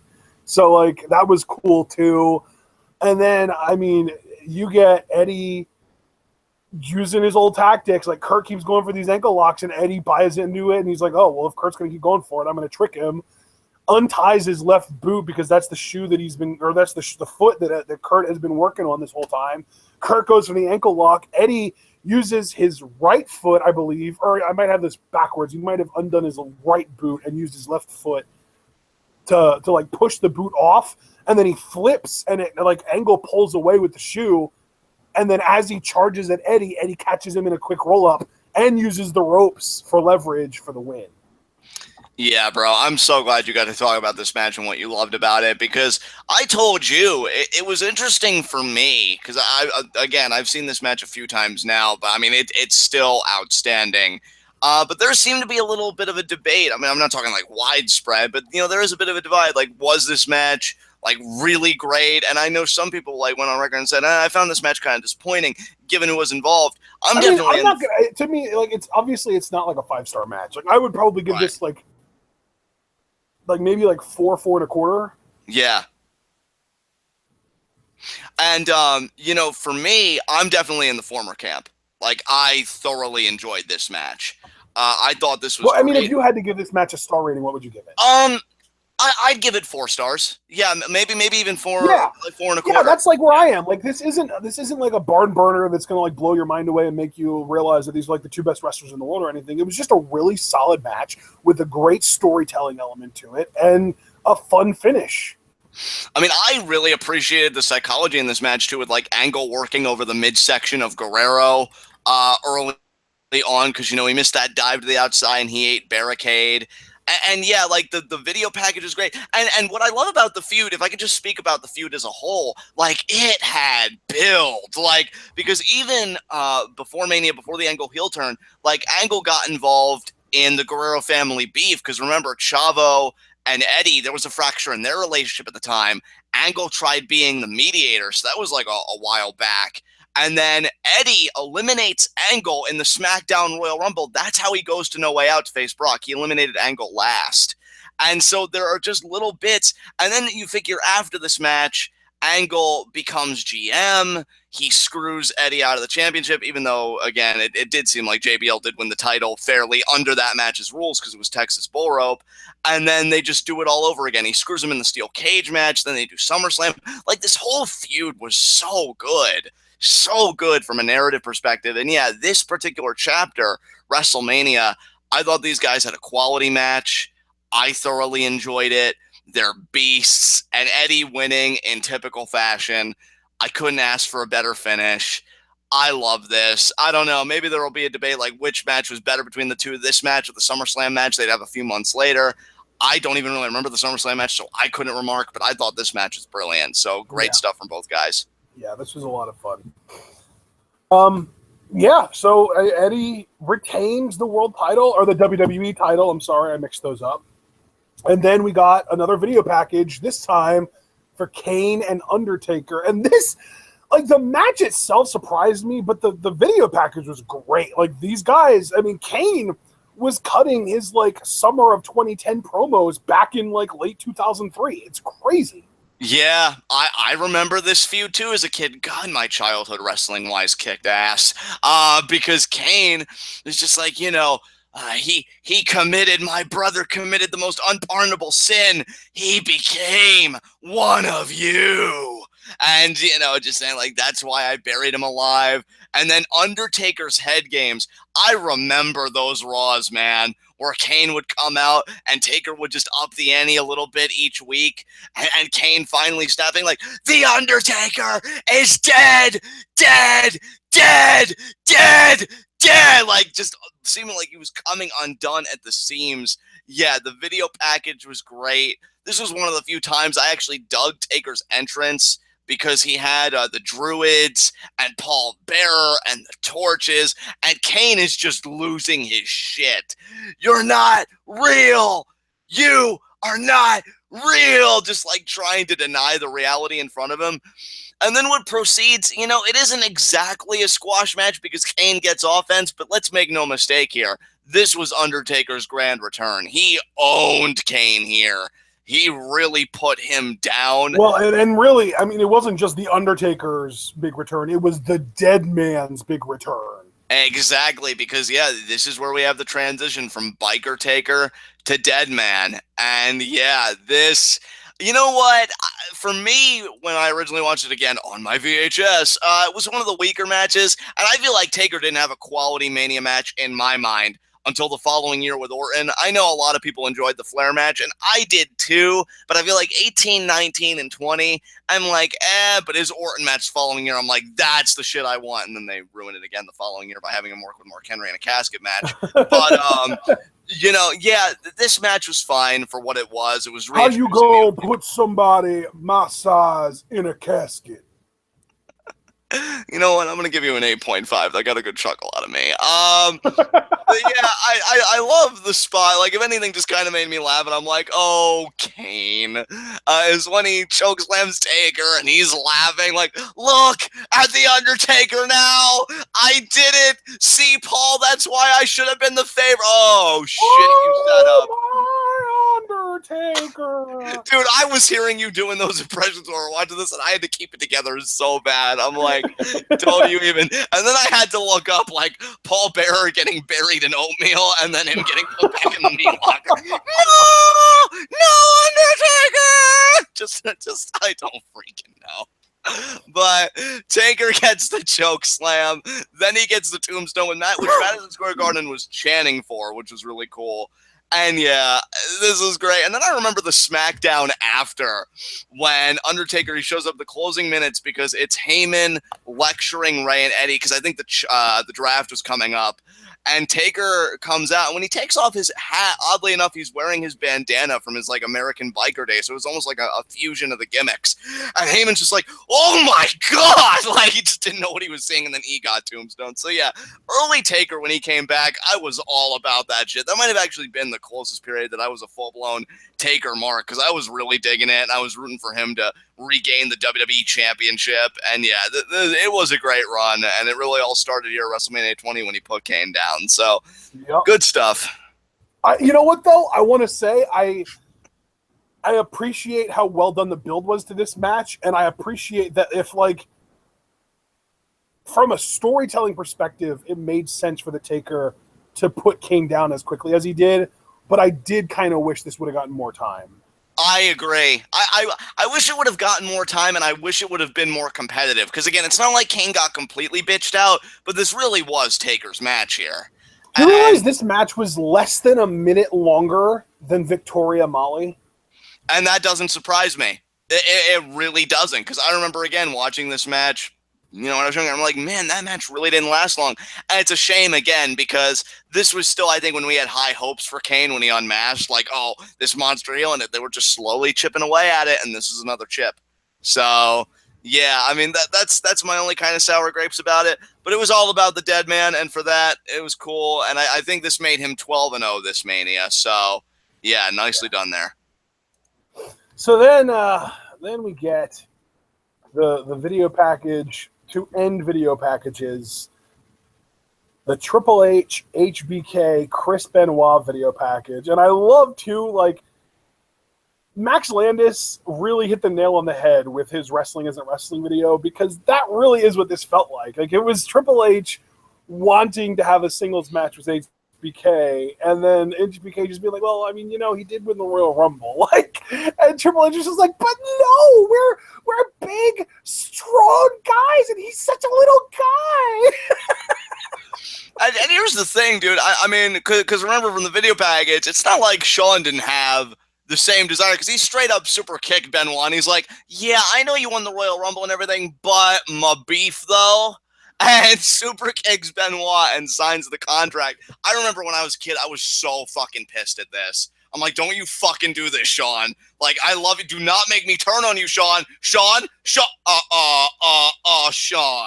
So, yeah, I was pissed when that happened, because as a Benoit fan, especially after Rumble 03, when I thought he'd never get back in the world title picture, and we're looking at this, I'm like, don't you fuck this up for me, Shawn. And then he does, and I'm like, oh, you son of a bitch. So, yeah, if I was pro Benoit then, like, it just further intensified when Shawn had to stick his nose into it. And, yeah, kind of a convoluted way to get to a triple threat. I remember some people saying that only happened, I forget, like, which quote-unquote experts or people in the business, but it's like Triple H, I guess, was terrified having a Mania main event that didn't involve Shawn Michaels, just having to carry it on his own with Benoit, and that's why they did a triple threat. But yeah, I mean, the story of how all three of these guys came together, I enjoyed it. Video package was great.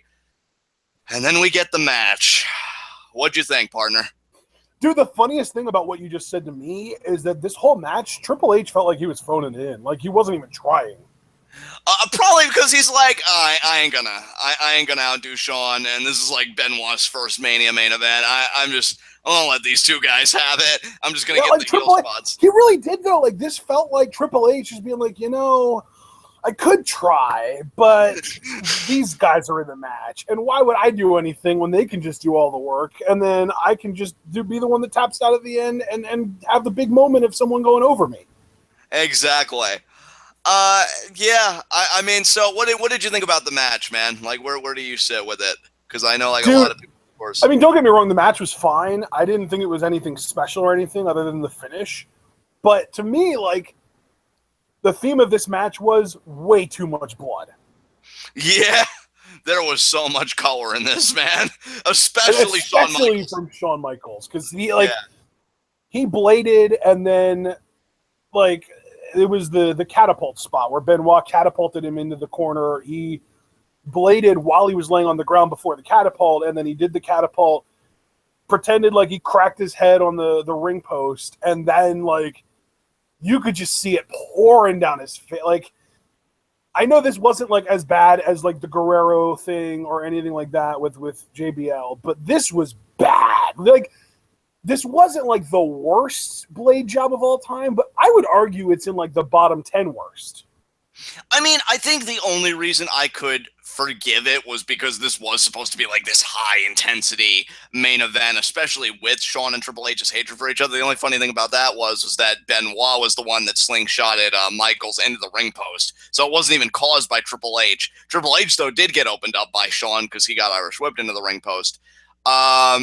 You know, I mean, Jarveras has been waiting to hear my opinions on this. I, of course, fucking love this match. This is great. Knowing that Madison Square Garden was so pro Benoit, I'm sure even the Canadians that flown in to see it was just great. The chemistry with all three guys, I think, was there. The suplex spot through the table, when I first saw this match as a kid, I'm like, oh my God, that's nuts. Benoit, and I could remember my heart sinking because I'm like, oh man, why? And Shawn and Triple H have their back and forth. Then Shawn gets sweet chin music, and then Benoit just comes like a bat out of hell out of nowhere, breaks up the pin. The suplexes, the intensity from Benoit. I mean, you and I were even talking about it. Like when Benoit hits you, like one of the stiffest motherfuckers ever. Like he is kind of like in that Suzuki tradition, and those guys were like, yeah, I know it's quote unquote sports entertainment, but I'm gonna make this look as legit as possible. Yeah. And yeah, that's why I love Benoit though. Like again, this guy was my childhood hero. I adored this guy. And just seeing him have the match of his life fighting these guys. And then he's got Triple H and the sharpshooter, and the crowd's freaking out because Shawn earlier had like, you screwed Brett chants. So, there's like a lot of Canadian proud people here. And then Shawn with the second sweet chin music, which was sick. And then Benoit kicking out, I thought was great for him because, couldn't rely on anybody to break it up. So it showed like his desire to be champion. And then the finishing sequence, Shawn with just blood pouring down his face, goes for the sweet chin music, and Benoit almost gets him in like an electric chair, like kind of inverted backdrop over the ropes, gets him out. He's like, that's my title. And he does the whole emotion. I'm like, yeah. And then Triple H happens, and I'm like, no. And then he counters it with crossface. I'm like, yes. And then I'm just waiting for him to tap out. I'm like, tap. I know, dude, that was another thing. Like, how long does it take for Triple H to tap out to a submission? Jesus. I mean, still better than Okada, to Triple H's credit. But yeah. I mean, to be fair, if you would like extrapolate the amount of time Triple H spent in the crossface, relative to how long like the match was compared to the Okada match with Suzuki, it might be close. It might be on par because like say Triple H is in that for 2 minutes and the match was 24 minutes, that's a 12th. But then like Okada Suzuki was like 48 minutes. And that was, I mean, yeah, like, I don't know, maybe it's similar. Yeah, I mean, dude, he was in that crossface forever. And I remember when Triple H finally tapped out, like I had the biggest sigh of relief. I'm like, oh, finally he's done it. Like I was so happy. Like, because you guys already know to an extent, because I kind of gave my personal history in the Mundo markout video, with pro wrestling and what Benoit meant to me. Because I came from such a broken home, and I was such a broken person. I feel like wrestling had such a huge part in putting me back together again. And I would watch Benoit wrestle, man, and I felt like he kind of looked like me because he was a smaller guy, both with the brown hair going on. And I'm like, he can do anything. I can do anything. I know it's cheesy as hell. Believe me, I'm fully aware. But, like, I was so inspired by him. And just seeing him get his moment with the world title. And then Eddie's there. And just the fucking feels, man. Just the fucking feels. They're hugging in there because they both know what they've been through. Yeah. And just Benoit's posing with the title. And, man, like I said earlier with the backstage segment they shared, I get it. And I've said many times in the past, I get if you can never watch another Benoit match. I get if you have this perception. Hell, I do too. I'll never forgive him for how things went out, both because it was just a horrible fucking thing in general, and two, as a Benoit fan, because he'll never have that legacy now because of what he did. But I can't help but love a Chris Benoit match, especially one as great as this. And I say that unapologetically. Like, this was my mania. This was everything to me as a kid, seeing him do it. And just him and Eddie hugging and just saying, I love you. And you could see Eddie crying. Like, that hit me so hard. And Benoit just posing with the belt, man. I'm like, finally, he's getting his run. And yeah, this triple threat is always going to have a special place in my heart. In fact, it's funny, Ashton, because while we were watching this, WWE posted their list of like greatest Mania matches. I think it was like 35 or 33 matches, I guess, because it's WrestleMania 33, so top 33 matches. And of course, this didn't make it. Nothing from WrestleMania 20, I think, made it for obvious reasons. But I'm just like, man, this will always be one of my favorite Mania matches ever. I love this. This was so freaking good. Yeah, and that's, I mean, obviously, just knowing that Benoit meant so much to you, it makes perfect sense that this would be one of your favorite WrestleMania matches of all time. That's right. Perfectly understandable. But yeah, this was a really solid match. It didn't do anywhere near as much for me as it did for you, obviously, but it was still such a cathartic moment when Triple H finally tapped out after having been in that crossface for so long. And Benoit, like, after the bell rings, you just see Benoit like collapse, and you can tell he's crying, and then Eddie shows up in the ring, and they have their moment, and the streamers. It was beautiful. It was amazing. Yeah, just incredible, and I'm really glad we got to review this show, because even Dude, what is it with Divisible by 10 WrestleManias that makes them have the most cathartic endings? Because it was Brett at WrestleMania 10, this moment at 20, and then at WrestleMania 30 was when Bryan won every title. Yeah, it also seems like at those Manias, it's the really technical wrestling guys getting their due. So I wonder who that's going to be at freaking 40, WrestleMania 40, who's going to be turned to call up. But yeah, this was great. Even if you put this match aside with my clear bias that I will readily own up to, this match was this Mania was fantastic. Just a really, really great show. I thoroughly enjoyed it. Again, even the low points, I couldn't even come down that hard on, because either they didn't linger or I knew we could get something worse. And again, I'll say for the final time, so glad we didn't get a fucking concert. I'm actually glad WWE put in effort, even if it was comedy that failed, or even if it was, the women being as they were used at the time, objectification. I'm like, at least that's better than just being like, oh, we got dead air, so just do something. Yeah, I really enjoyed this show for sure. I love Cliff of all in chat. Oh, I can't wait for WrestleMania 40. Let's go, Matt Riddle. I know, right? Yeah. I mean, probably. It can't be Matt Riddle, though, because he's already 31. There's no way. And then Bullet Club vs. The Shield being like Sami Zayn at WrestleMania 40. I mean, Sammy's also too old. You gotta think of someone who's under like 26. Maybe Ospreay. Yeah, maybe Ospreay. How old is Zack Sabre Jr.? Like maybe he's younger too. Yeah. So yeah. I don't think ZSJ's ever gonna get over the way that Brett and Benoit and Bryan did in WWE, though. Yeah, you may be right. Yeah, I mean, it's crazy to me, like, when you really think about that whole rule, like the divisible by 10, and then when you put on top of that those are really technically sound guys. But yeah, just great. Marty Scurll, baby, the villain. The villain! God, yeah, and I want him to bring his pet chicken there when he does it. Yes, my chicken, yes, we've done everything. Oh, you know how old he is, right? How old is Marty Scurll anyway? 28. I love you, Marty Scurll. Dude, I was looking up Andrade because I've been in a real... What was that? No, I was just going to mention, since we're speaking of young ages, like, Andrade's only 27, and I've been on a real Andrade kick lately, and he's still young as hell. But yeah, I was going to say WrestleMania 40, it would be in 2024. So by then, Marty would be 36 years old, or 35, because he only turns 36 in July. But yeah, he'll be 35 years old. That's like the prime, man. That's possible. I'm going to pencil it in. To me, it's either going to be Ospreay or Scurll winning the WWE title at WrestleMania 40. Well, you figure, I think Benoit was 38 when this happened, or like 37, somewhere around there, because he was 40 when he died. So, yeah, like, that works. So what did you think about this show, man? Ospreay is only 23. That's crazy. He's only going to be 30 when WrestleMania 40 happens. That's nuts. Dude, oh, yes. And then Benoit... yeah, he was 37, or actually he would have been 36 because he turned 37 in May of 14. Okay. 04, my bad. Right.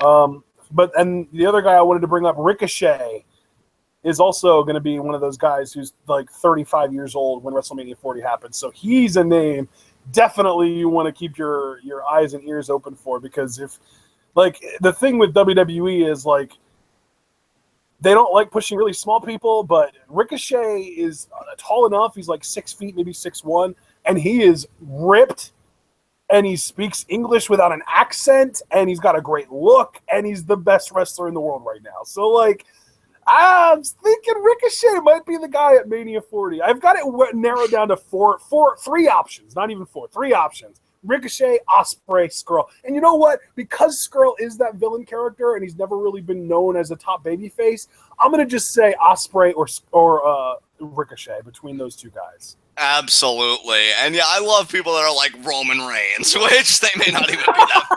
Dude, is Roman... you know what, though? The crazy thing is Roman won't even be 40 by then. Yeah, so it may very well be Roman Reigns. Yeah. I mean, Roman will do on WrestleMania 40 whatever it was that John Cena did at WrestleMania 30, which I don't even remember right now. didn't he was it Bray Wyatt at WrestleMania 30? Yeah, that'll be it. Roman will be going over a young up-and-comer that everyone wants to beat him. Exactly. Because it's still Roman Reigns' time. But yeah, man, I mean, I've said all I can about this WrestleMania. I thoroughly enjoyed it. I mean, do you have any closing sentiments you want to express about it? No, man, this was just a lot of fun. I really enjoyed this show. I enjoyed this show more than WrestleMania 19, which I did not expect to happen whatsoever. And yeah, man, this is a lot of fun. How about you? Any closing thoughts before we finish? No, just so happy we got to review this. For the most part, thank you very much again to Javaris Carter for both the donation and specifically for choosing this show to have us review because it was so enjoyable.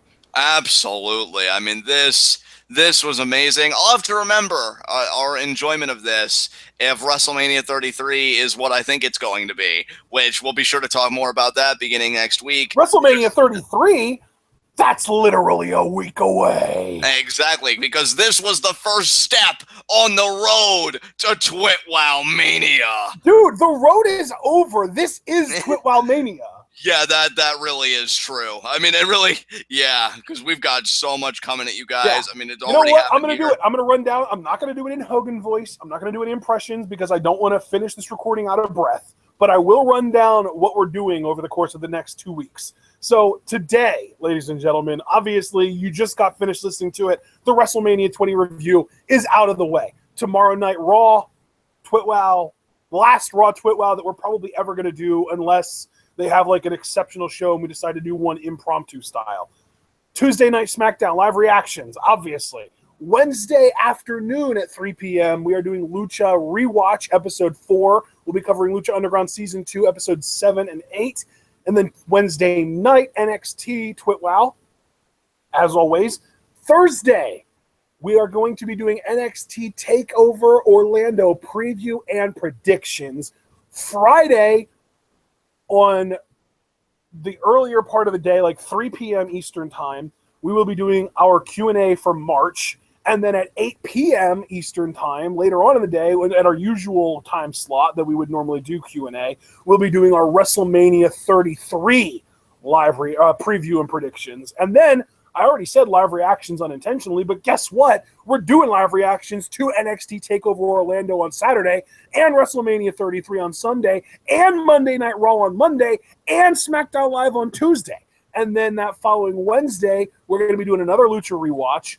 And then I'm pretty sure we are not going to be reviewing that night's NXT because of the fact that it is post-TakeOver, and post-TakeOver NXT tends to kind of dwindle for a month. Thursday, though, you can expect the big cap-off to all of this, 5 Fave Fives video from me and John. Yeah, that is going to be a lot of fun. I can't wait for that. I mean, honestly, among all the content that we're giving you guys, I'd say that. I always enjoy Q&A because of the questions that you guys throw at us, but I'd say that Q&A, and just for the sheer curiosity, WrestleMania are probably the videos I'm looking most forward to coming out with. It's going to be a really fun time, but yeah, guys, TWitWoW Mania has officially begun, starting with this video, and we you know what, guys? I'm going to actually toss this out there as well. I am lowering the requirement for Raw live reactions. Because we are no longer going to be doing Raw TWitWoW, I am lowering the requirement to do Raw live reactions from $230 a month down to just an even flat $200 a month. If you guys can all pitch in, get us up to $200 a month on the Patreon, and we will be obviously continuing to do SmackDown live reactions. That's set in stone. That's locked. But we will also start doing Raw live reactions. And I know that there are at least a dozen of you who hate Raw enough that if we started doing live reactions to it, you wouldn't even watch it anymore. You'd just show up for TWitWoW chat. And I wouldn't even be able to blame you because we're more entertaining than Raw most of the time anyway. That's so true. So yeah, guys, that sounds great to me. See if you can make it happen. But yeah, brother, you ran down everything. I've said my piece, so you can take us home, man. All right, ladies and gentlemen, hopefully you all enjoyed this WrestleMania review. We want to thank Javaris Carter one more time for the donation to get us to review this show. And, of course, because he also helped us to get over the top to do SmackDown live reactions for the entire month of March, which caps off this coming Tuesday. And then we will be doing SmackDown live reactions starting with the following one every week. Just because the show's become so good, We're not even worried about it. It's just amazing. So then I also want you guys to check out the information down in the description box, because we can, you can check us out on Patreon, which is how you would donate to get us up to that $200 goal for a Monday Night Raw live reactions. Or you can buy a t-shirt, or you can buy a coffee mug, or you can buy a sticker. All of that information is in the Teespring link next to where it says buy a t-shirt. And then our social media is right below that. John's Twitter, my Twitter, the official Facebook for TWitWoW, and the official TWitWoW subreddit. Check all that stuff out while you're still here. And I believe that is all I have left to say. So, John, I hope you enjoyed doing this as much as I did. Ladies and gentlemen in the chat, I hope you enjoyed listening to this as much as we enjoyed doing it. And we will see you all tomorrow night for our Monday Night Raw TWitWoW. Stay tuned.